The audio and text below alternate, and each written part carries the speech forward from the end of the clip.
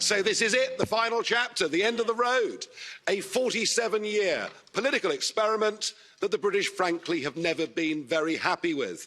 My mother and father signed up to a common market, not to a political union, not to flags, anthems, presidents, and now you even want your own army.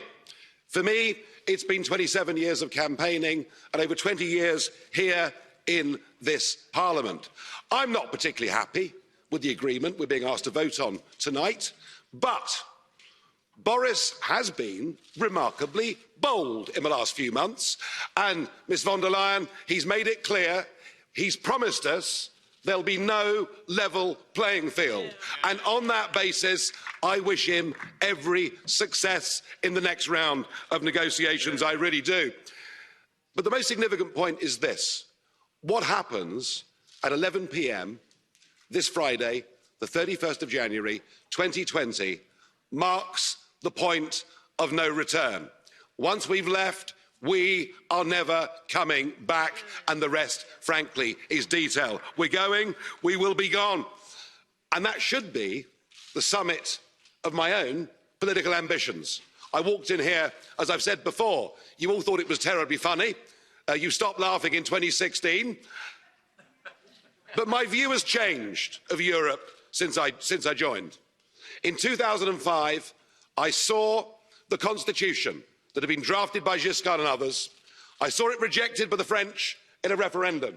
I saw it rejected by the Dutch in a referendum.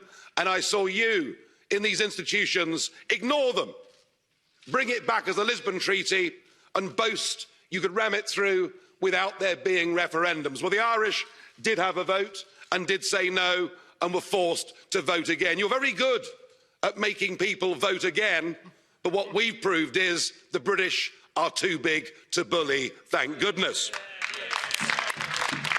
So I became an outright opponent of the entire European project. I want Brexit to start a debate across the rest of Europe. What do we want from Europe?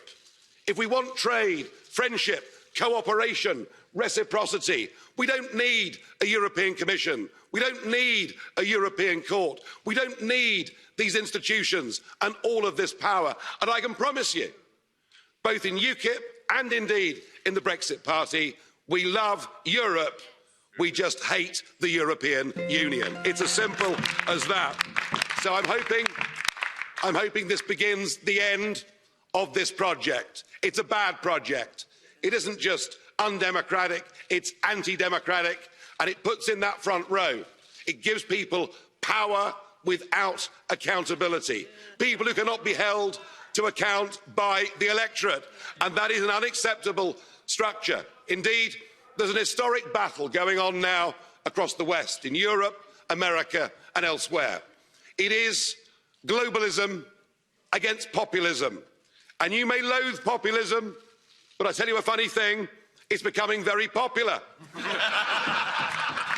And it has great benefits. No more financial contributions, no more European Court of Justice, no more common fisheries policy, no more being talked down to, no more being bullied, no more Guy Verhofstadt. I mean, what's not to like? I know you're going to miss us. I know you want to ban our national flags, but we're going to wave you goodbye, and we'll look forward in the future to working with you as sovereign.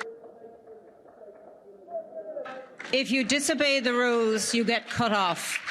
Could we please remove the flags? Mr. Farage, could we remove the flags, please? That's it. It's all over. Finished. We've gone. Could I please ask for quiet?